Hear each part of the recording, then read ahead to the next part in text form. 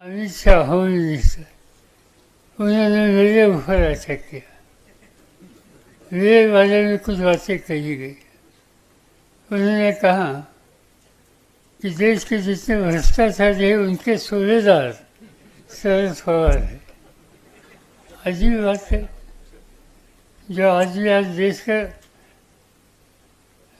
Home minister है, home minister ऐसा आदमी है कि जब गुजरात में थे वहाँ कानून का गलत इस्तेमाल किया, इसके लिए सुप्रीम कोर्ट ने उनको गुजरात से तर्जीहात किया था।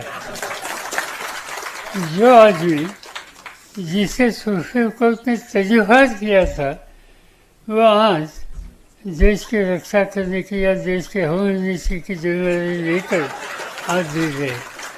और इसलिए हम कहाँ जा रहे ये सोचने का ये समय है।